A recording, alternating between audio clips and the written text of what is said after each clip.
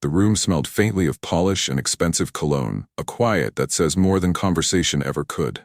Investors sat like statues around the table, hands folded, eyes trained on the slides that promised growth and golden returns. One by one, the director moved down the line. Practiced smiles, firm grips, the ritual that opens deals. Each handshake was a small contract, a promise, a rhythm. Then he reached the man at the head of the table. The director's hand stopped. For a beat it hovered, then it slid past. He kept speaking, voice steady, as if nothing had happened. The handshake that should have been routine was withheld with the ease of a man who believed some courtesies were optional. The room did not erupt. It did not need to. Everyone felt the omission like a draft under a door. It made people shift in their chairs, clear their throats, look at their phones. A single, tidy act of dismissal had the same effect as slamming a book closed in a library. Attention snapped to the sound. The man left standing did not rise, did not scowl. He folded his hands on the leather folder in front of him, kept his face still. That stillness was not weakness. It was the work of someone who had mapped slights into strategy and stored them like evidence. Years of small, polite denials had taught him which moments deserved a reaction and which required patience. He had learned how to turn insult into leverage, how to make a skipped courtesy carry a price. Around the table, other faces moved in their own quiet ways. Some pretended not to notice. A few glanced away too quickly. One investor, someone whose judgment had been underestimated more than once, held the look a fraction longer. A small, private recognition passing between him and the man who'd been left hanging. That look did not change the director's smile. It would, however, change what came next. When the presentation wound down and the applause was polite enough to be meaningless, the director took his seat again, pleased with himself. He had played his part. Charm, projection, the smooth cadence that greases the path to a signature. Profit was on the screen. Decorum filled the air. He did not see the filing of a single decisive decision happening behind the closed leather folder in front of him. He did not hear the quiet instruction given in a low voice on a phone that looked like any other on the table. He did not consider that a withheld handshake could be tallied the same way a missed deadline or a broken promise might be, as a reason to withdraw support. Outside, the building's glass reflected the city without revealing the small storms inside. Inside the room, reputations were on the line in ways no slide could measure. A simple refusal, meant to make one man feel small, had already seeded consequences that would not be contained to that boardroom. Money moves faster than pride, but money also answers to principles. And where respect is seen as optional, capital has a habit of following principle. The director believed he had executed power with ease. He had expected nothing more than a jolt of discomfort and the continuation of business as usual. He was wrong. If a handshake could be denied without consequence, why would anyone who had built an empire accept that as the final word? The answer began with a single, quiet call, and by the time anyone in that room understood what was happening, the price would be counted not in insults, but in dollars. If you like these kinds of stories, hit subscribe below and leave a comment telling us the country you're watching from. The director thought a handshake was optional. He didn't realize it would cost him $100 million. The boardroom was a theater dressed in money. Mahogany stretched across the table's surface, polished so well it reflected the overhead lights and sharp gleams. Leather chairs circled it, heavy enough to anchor men who measured their worth in titles, assets, and old alliances. Each seat carried its own weight. Some leaned back with the ease of inheritance, others leaned forward with hunger. Conversations before the meeting had been brief, clipped, the kind of exchanges where smiles were polite but hollow. In this room, silence was not absence. It was a tool, owned and sharpened by those who knew that power did not need to shout. Edward Langford presided at the head. He was a man molded by generational privilege, his gray hair trimmed to military neatness, his tie knotted in a style his father had likely worn decades earlier. Everything about him spoke of tradition and control, from the way he rested his fingertips lightly on the table to the way his gaze traveled over the others as though he were cataloging assets. He was not here to earn respect. He was here to assume it. The board called him chairman, but in his mind, he was still lord of the manor, even if the manor had traded marble halls for glass towers. On the opposite side sat Malik Henderson. His presence did not come from age or family wealth. It came from a life where nothing had been handed to him, where every inch of progress had been fought for and defended. His charcoal suit was cut sharp, but it wasn't the fabric that made him impossible to ignore. It was the way he sat, spine straight, hands steady, eyes unwavering. He blended seamlessly with the rest of the power players, yet there was an energy in him that made it clear he had no interest in imitating them. He was not here to borrow legitimacy. He carried his own. Some around the table struggled to accept that. It showed in small ways, in the pause when an introduction reached his name, in the sidelong glances that skimmed over him too quickly, in the whispers exchanged as if he couldn't possibly hear. One voice, low but not low enough, cut across the soft shuffle of papers. Diversity quota. The words were meant to vanish into the air, but they carried weight. A smirk followed, passed between two men who had never built anything but portfolios from their fathers' estates. Malik heard it. He'd always heard it. Years of sitting in rooms like this had trained his ears to catch what others hoped would slide beneath notice. Still, his jaw did not tighten, his eyes did not flick. He did not give them the satisfaction of reaction. Instead, he folded the insult neatly into memory, adding it to a ledger that was not financial, but personal. His silence was not surrender. It was collection. Edward cleared his throat and began speaking, the sound practiced, heavy with authority that had never been challenged in this setting. He spoke of projections, market dominance, expansion into regions that glittered with potential profit. His words were accompanied by the soft click of a remote and the hum of a projector, charts blooming across the screen behind him. Every phrase had been polished, every number rehearsed. Yet, even as he spoke, his eyes slid over Malik, as though acknowledging him would disrupt the smooth performance. The others nodded in rhythm, pens scratching notes that meant little. To them, this was routine. Numbers, slides, a confident director steering the narrative. But beneath that rhythm was tension. They had all seen the skipped handshake, felt the sting of the small omission. Some chose to pretend it hadn't happened. Others quietly approved of it. A few shifted, uneasy, knowing what it revealed but unwilling to voice it. Malik sat through it all like stone. He had built his life on reading the room, on knowing when to strike and when to let arrogance overextend itself. The boardroom was not foreign ground. It was familiar battlefield. The tools were different, contracts instead of fists, capital instead of bullets, but the rules were the same. The strong imposed, the weak absorbed, and the wise learned to choose their moment.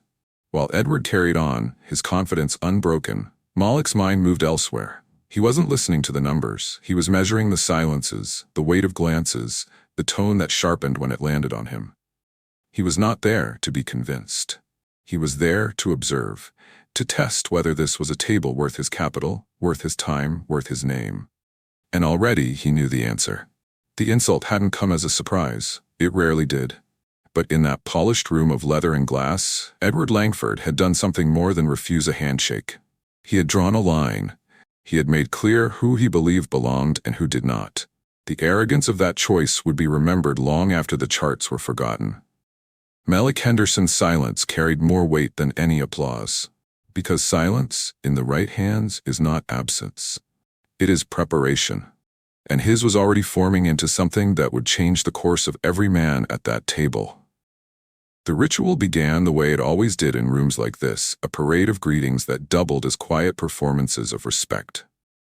Edward Langford rose from his chair, posture stiff with a kind of entitlement that never questioned its own place. He made his way down the line of investors, hand outstretched, voice warm, smile fixed. Each shake carried the same weight, a small affirmation that each man and woman was part of the circle, part of the order he controlled. Good to see you again. Always a pleasure. We'll make history together. The words changed little, but the tone, the grip, the nod, the practiced eye contact carried meaning. They were currency in this room. Edward clasped the hand of a European banker with both palms, squeezing firmly as though solidarity were already secured. He leaned toward a young tech investor, adding a joke that drew a chuckle and eased nerves. He patted another man's shoulder in a gesture of camaraderie. The sequence was fluid, the kind of rhythm born from years of assuming his welcome. Then the rhythm faltered. He came to Malik Henderson. For the briefest moment, Edward's eyes flicked toward him, a pause sharp enough to split the air. The smile remained, but the hand did not extend. Instead, it veered, skipping over Malik with the smoothness of a man who had already rehearsed the slight in his mind. His palm closed around the hand of the investor seated to Malik's right, the voice flowing without interruption, as though Malik were no more than an empty chair. It lasted 2 seconds, no longer than any of the others, but in those 2 seconds, the entire room changed. A muffled intake of breath sounded from the far side of the table. Someone coughed too quickly. Papers shuffled in nervous fingers. The silence that followed wasn't loud, but it pressed down on every person seated there. The message had been delivered. One man was acknowledged, the other dismissed. Malik didn't move. He didn't flinch. His hands remained folded neatly on the leather folder before him, posture unbroken. Outwardly, he was marble, impassive, unshaken. But inside, the refusal struck a chord that stretched back decades. He remembered earlier rooms, earlier handshakes withheld. He remembered introductions that skipped his name until his net worth forced recognition. He remembered ideas stolen in meetings, only to return polished in another man's voice. He remembered whispers dressed as jokes, the kind that suggested his place at the table was charity rather than merit. Each memory stacked on the other, forming a history that no graph on Edward's projector could erase. The skipped handshake wasn't just insult. It was history repeating itself, a reminder of a system designed to diminish men who looked like him. It was the echo of doors once locked to people like him, repackaged now as subtle exclusion. But Malik had built an empire from those echoes. He had learned that power doesn't come from loud outrage. It comes from endurance sharpened into timing. Around the table, reactions split. Some investors dropped their eyes, eager to pretend they hadn't seen. A few smirked faintly, the kind of smirk that said they agreed with Edward's gesture, but lacked the courage to show it outright. One or two shifted, uncomfortable, glancing at Malik before quickly looking away. No one spoke. Silence became complicity. Malik sat through it all, the weight of their silence pressing against him.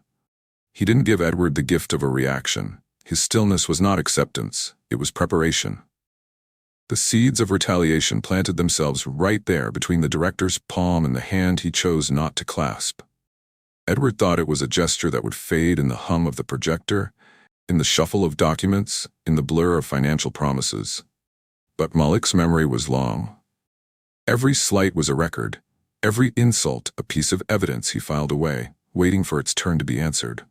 What Edward failed to realize was that Malik Henderson had built his fortune not only on numbers but on discipline.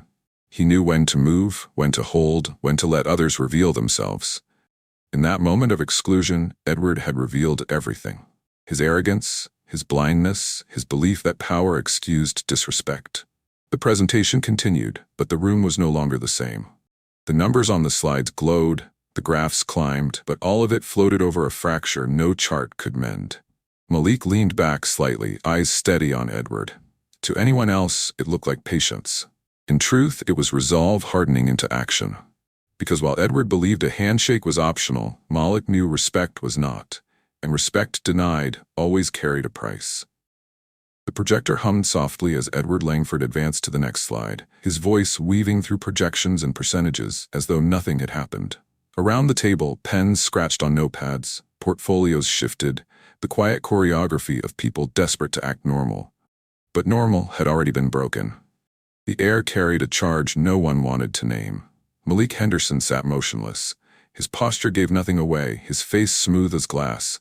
Not a flicker of tension in his jaw, not a twitch of impatience in his hands.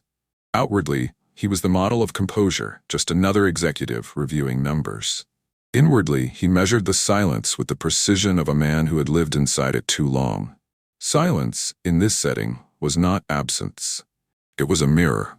It showed who was comfortable, who was uneasy, and who was willing to co-sign insult by saying nothing at all. The refusal of a handshake had been swift, almost seamless, but the refusal to acknowledge it afterward cut deeper. That was the language of exclusion. Commit the slight, then drown it in silence. The investors played their parts. One man adjusted his watch, focusing too hard on the polished face as though time mattered more than dignity. Another flipped pages in his portfolio with exaggerated care, the shuffle loud in the stillness. A pair of younger partners leaned in close, whispering under their breath, muffled chuckles slipping past their lips. The laughter was small, but in a room built on etiquette, It echoed like thunder. Malik did not turn his head. He had no need to. He had heard whispers like those since his first internship, when colleagues twice his age dismissed his ideas until they came back stamped with another name. He had heard them at Princeton, at Harvard, in corner offices where he was impressive for his background, but never simply impressive. Each murmur had been added to the same account, the same record of what it cost to exist in spaces that were not built for him. Yet not every pair of eyes dropped. At the far end of the table, Daniel Wu, founder of a Silicon Valley venture firm, lingered. He didn't speak, didn't shift his chair, but his gaze held steady on Malik for a fraction too long. There was no smile, no nod, no dramatic signal, just a stillness that carried recognition. Daniel knew what had happened because he had lived versions of it himself, not the same, but parallel enough to sting. His look wasn't rescue, and Malik didn't mistake it for such. It was acknowledgement. In a room starved of it, acknowledgement mattered. But acknowledgement from one man did not erase the silence of the others. They had all seen. They had all made their choices. Some found comfort in pretending it hadn't happened. Some enjoyed the spectacle. Others wrapped themselves in neutrality, as if staying quiet absolved them of complicity. But neutrality in the face of insult is not neutrality at all. It is permission. Malik knew this truth better than most. Silence in boardrooms had once cost him deals, buried his proposals, erased his name from contracts he had drafted. But silence had also taught him patience. It had taught him that power does not always announce itself. Sometimes it waits, gathering strength until the moment comes to strike with force. That was why he did not flinch now. To react openly would have been to confirm the expectation of fragility. To lash out would have been to give Edward a spectacle to dismiss. Malik understood that power was not in the outburst, but in the restraint. Silence could wound more than words, if you knew how to wield it. Edward droned on, oblivious to the current he had stirred. He thought the omission had been absorbed into the rhythm of the meeting. But the meeting was no longer about slides or graphs. It had become a ledger of character, and every man at that table was being measured by what he chose to see and what he chose to ignore. The chuckles, the whispers, the shuffled papers, all of it added to the weight pressing down on the room. Malik didn't need to raise his voice to make it heavier. His stillness was louder than any objection. He knew injustice ignored doesn't disappear. It compounds, interest stacking on interest, until one day the debt is called in full. And in that room of polished mahogany and silent complicity, the clock had already started ticking. Newark was not a city that gifted opportunity. It demanded grit, and grit was something Malik Henderson learned before he even understood the word. His mother, Lorraine, worked 2 jobs: mornings in a diner where grease clung to her uniform, evenings in a nursing home where the smell of disinfectant lingered in her hair. Malik often waited for her in the dim light of their apartment, textbooks spread across the table, the sound of neighbors arguing in the hallway. She never complained about exhaustion. She just pressed a kiss to his forehead and told him, "You will not stay here forever. You will walk into rooms they don't want you in, and you'll stay there until they can't remove you." School became his first proving ground. Teachers praised his essays, his math scores, but the compliments always carried an undertone. "Bright for where he comes from," they'd whisper, as though intelligence couldn't exist in Newark without footnotes. Scholarships were suggested with surprise, as if poverty and brilliance weren't allowed to share the same body. Malik heard it all.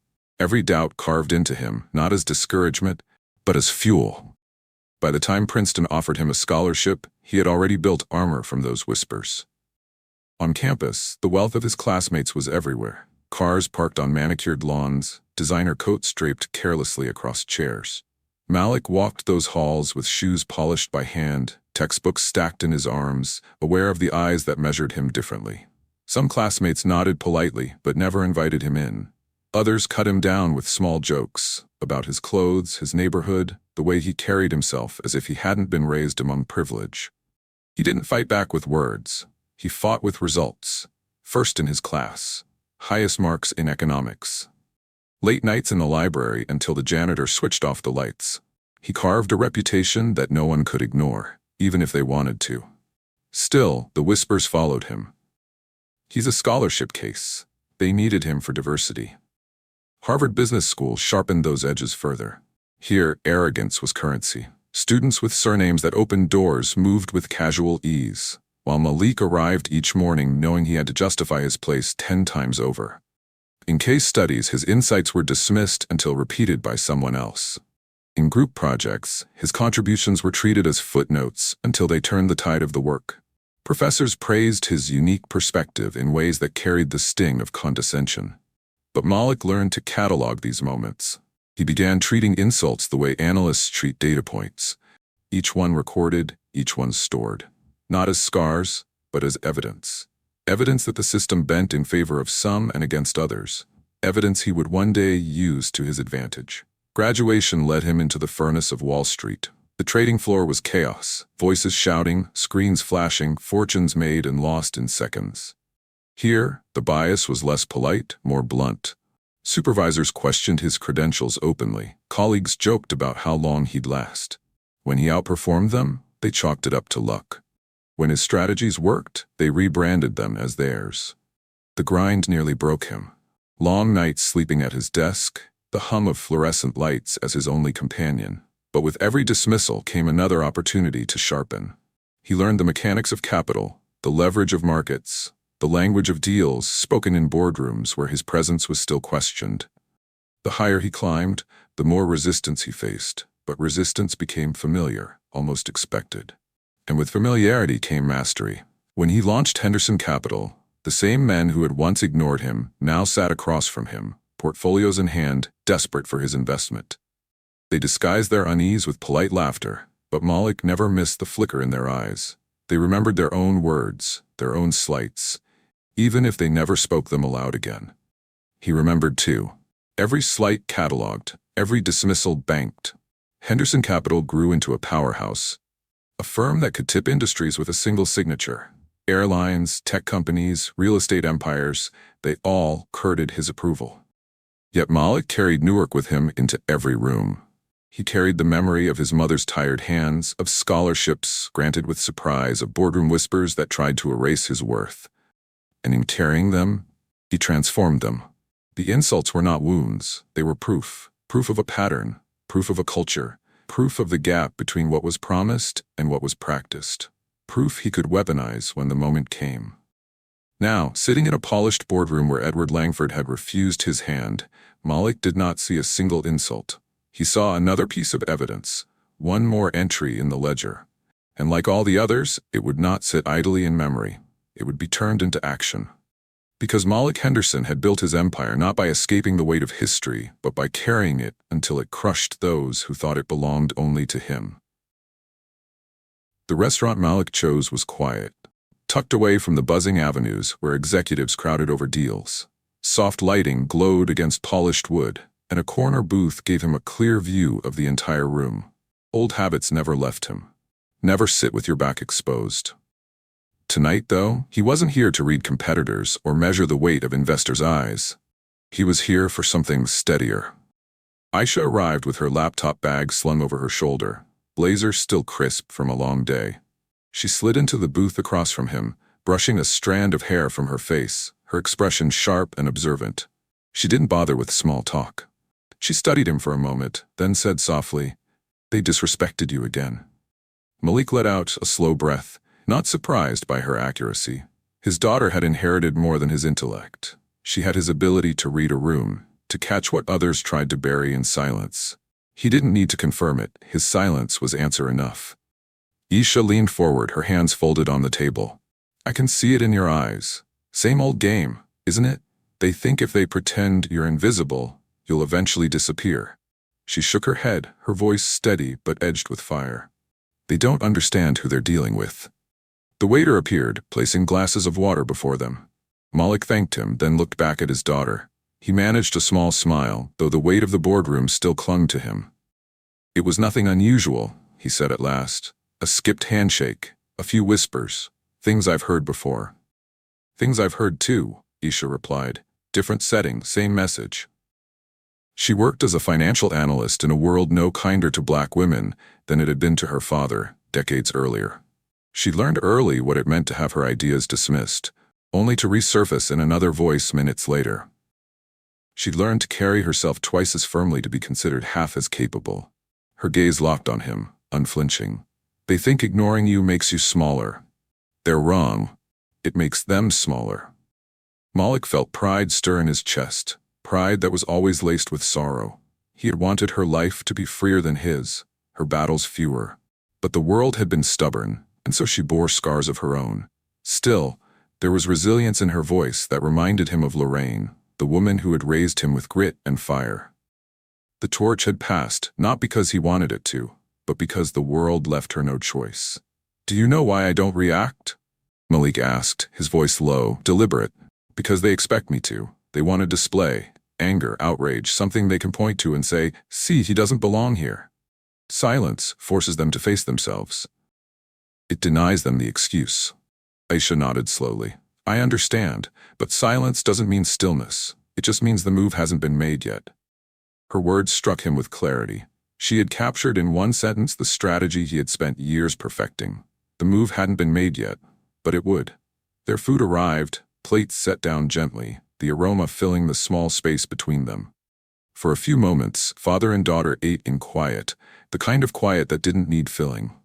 Then Aisha spoke again. "They think power is theirs to hand out, but they've forgotten that you built your own. They can't take what they never gave." Malik lifted his glass, studying her over the rim. "You sound more like me every day." "Or maybe," she said with a faint smile, "you sound more like me."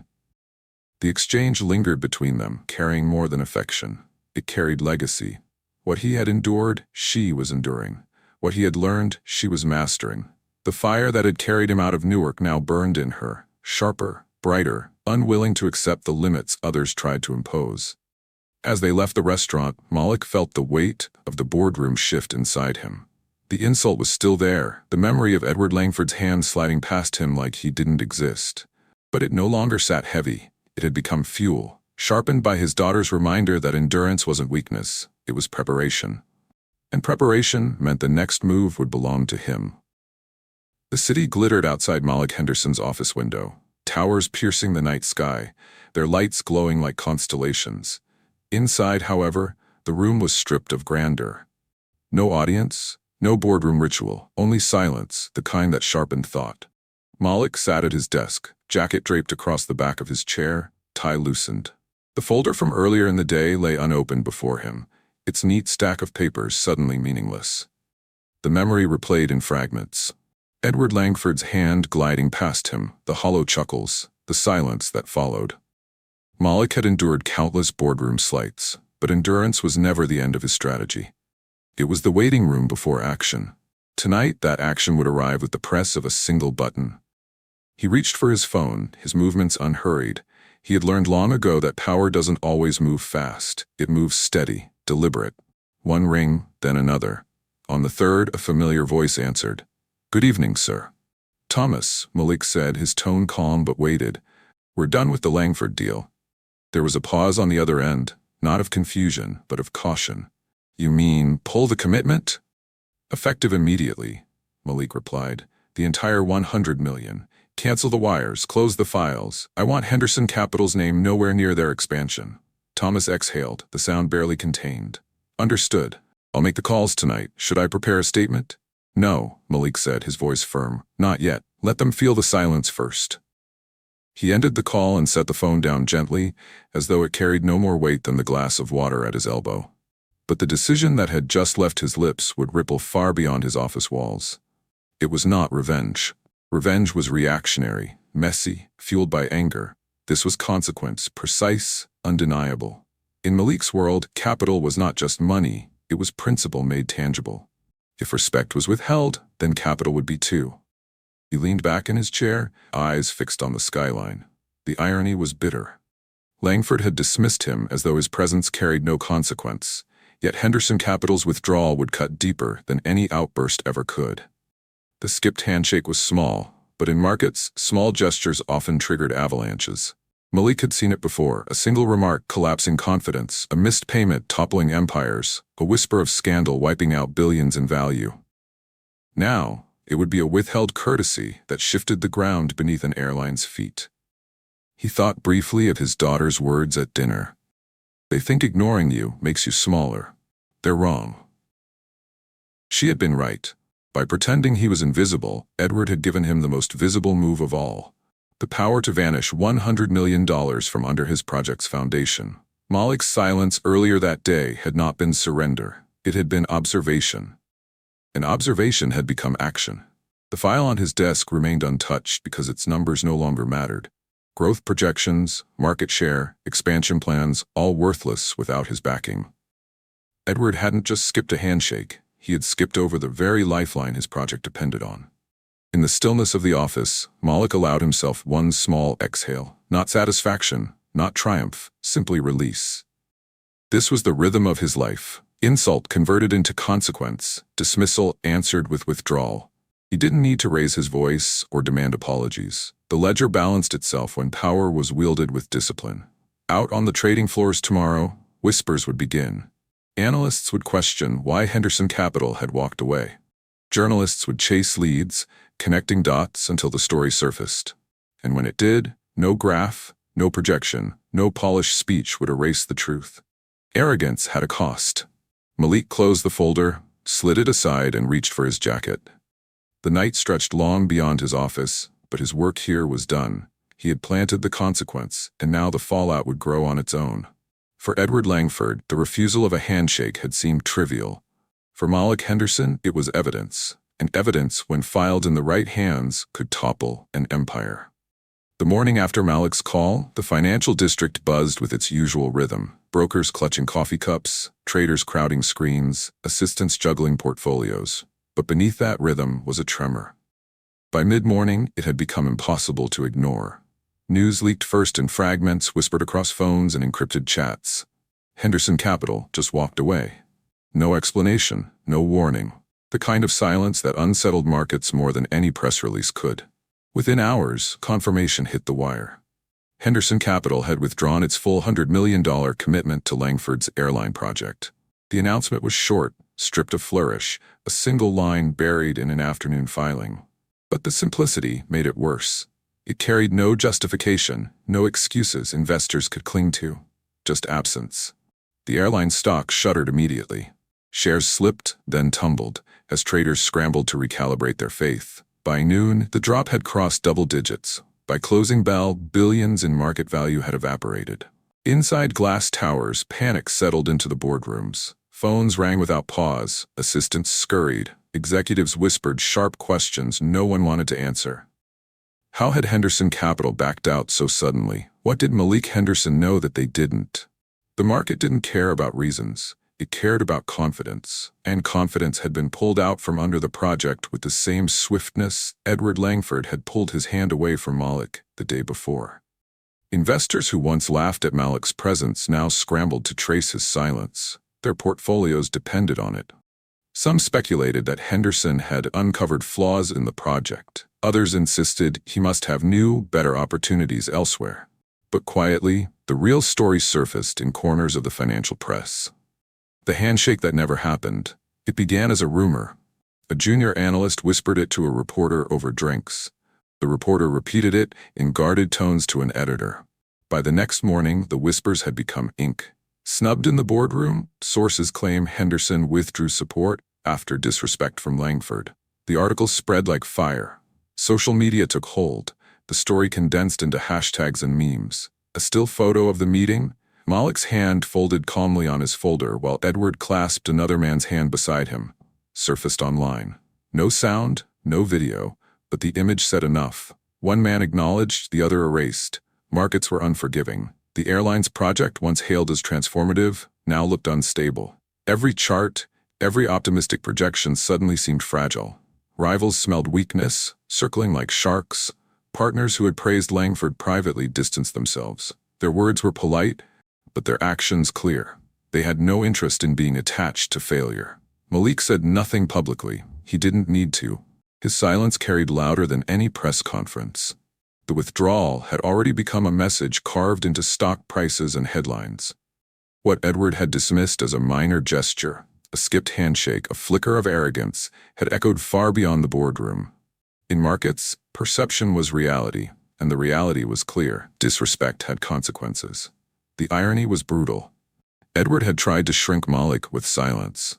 Instead, Malik's silence had shrunk Edward's empire. And as the week closed, with shares still falling and journalists still dissecting the moment, one truth stood above the noise. What began as a silent refusal had echoed across markets. By the end of the week, the story was no longer confined to the financial pages. It had spilled into headlines across the country, a narrative too sharp to be ignored. "Handshake snub costs millions," one outlet wrote in bold print. The words splashed across morning news broadcasts. Others followed quickly, each headline sharper than the last.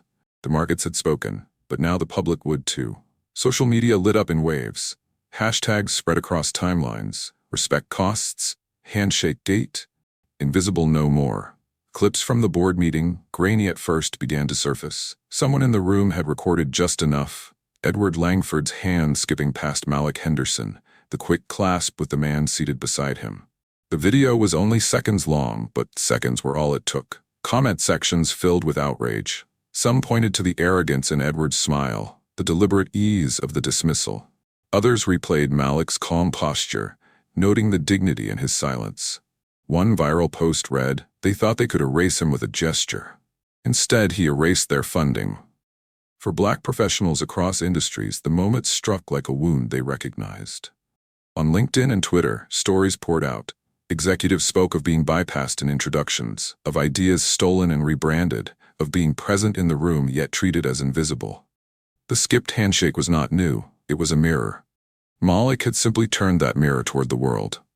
Finally, one woman wrote, someone with enough power refused to swallow the disrespect. He didn't shout, he didn't beg, he walked away, and the market followed him. Edward Langford, meanwhile, scrambled for control. He called emergency press briefings, insisting Henderson Capital's withdrawal had been a strategic realignment. He claimed there was no animosity between himself and Malik. But the more he spoke, the worse it became. Reporters pressed for details, asking pointed questions about the video. His answers grew clipped, defensive. Each denial only fueled the storm. One morning, broadcast replayed Edward's interview side by side with the leaked footage. The contrast was damning. His insistence that every investor was treated with respect, beside the clear image of his hand moving past Malik without pause. The anchor didn't need to comment. The silence between the clips was commentary enough. The airline's stock continued its downward slide, now driven not just by lost funding, but by public sentiment. Customers threatened boycotts. Advocacy groups issued statements. Shareholders called for Edward's resignation, citing not just financial mismanagement, but reputational collapse. In communities far from Wall Street, barber shops and church pews buzzed with the story. Parents told their children about Malik Henderson, the man who refused to let disrespect be buried in silence. The skipped handshake had become a symbol, a shorthand for every quiet slight that people of color carried into their workplaces. Malik, however, remained silent. No press conferences, no interviews. His absence from the conversation only amplified it. The world debated, analyzed, condemned, while he sat steady, knowing that sometimes silence is the loudest response of all. The backlash was not just against Edward. It was against the culture that had allowed men like him to believe that exclusion was harmless. Now, with the glare of cameras and the judgment of millions, that culture stood exposed. And as hashtags trended and markets reeled, one truth became undeniable. What Edward Langford had dismissed as a trivial gesture had transformed into a national reckoning. The frenzy had reached its peak when Malik Henderson finally chose to speak. For days, speculation had filled the void his silence left behind.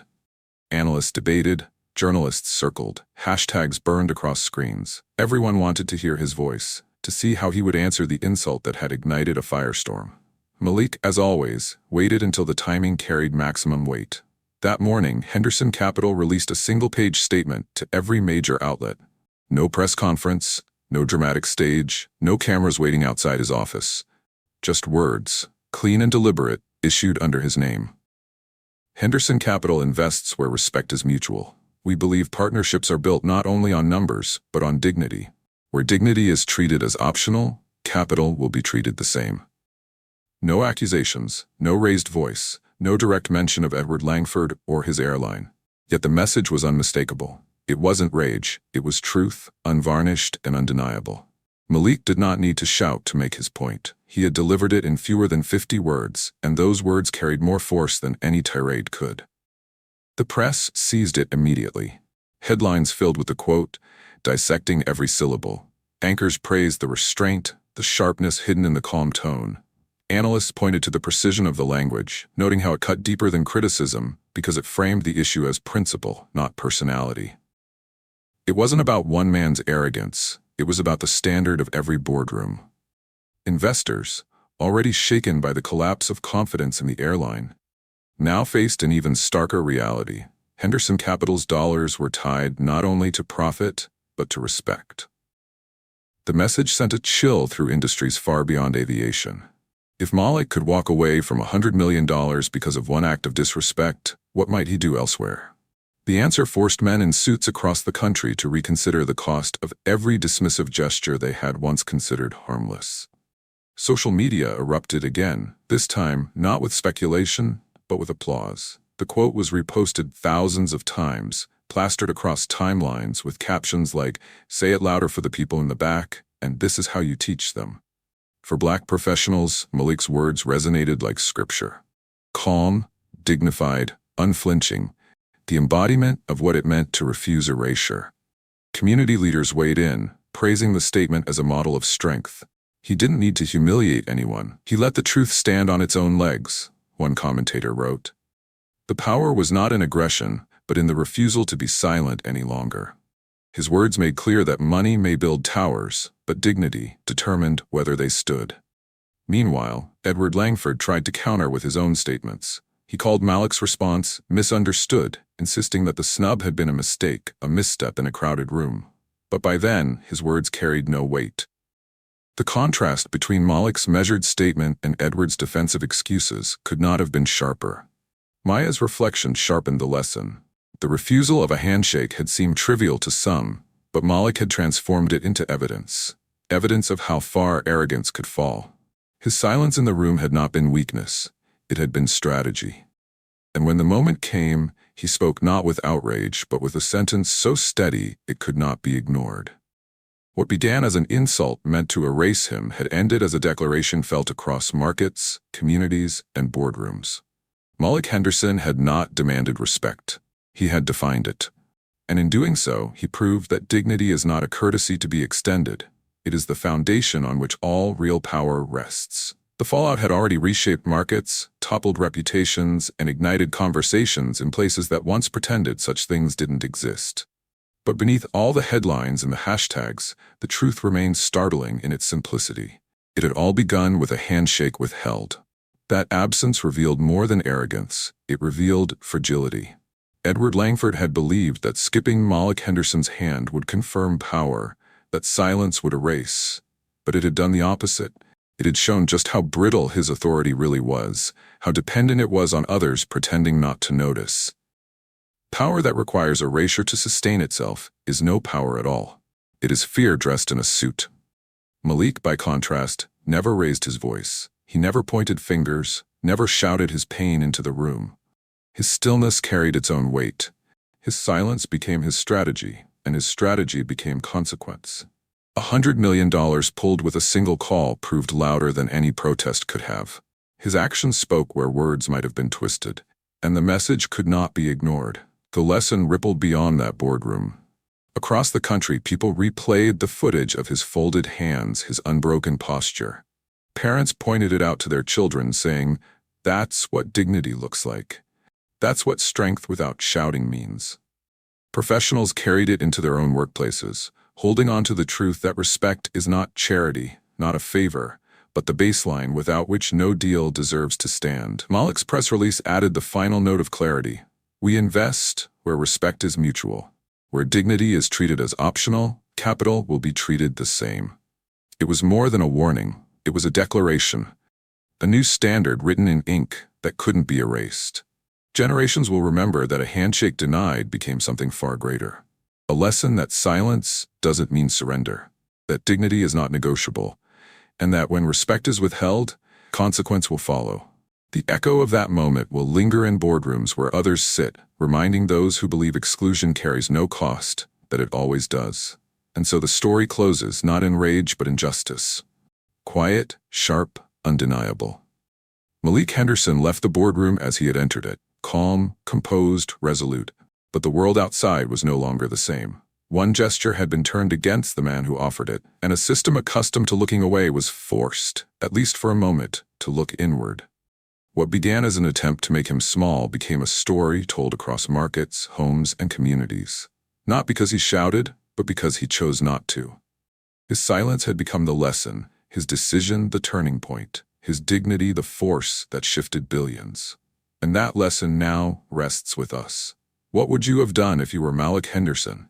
Drop your thoughts below, share your country flag, and don't forget to like and subscribe to Echoes of Hope Stories HQ, because stories like this remind us that dignity is priceless.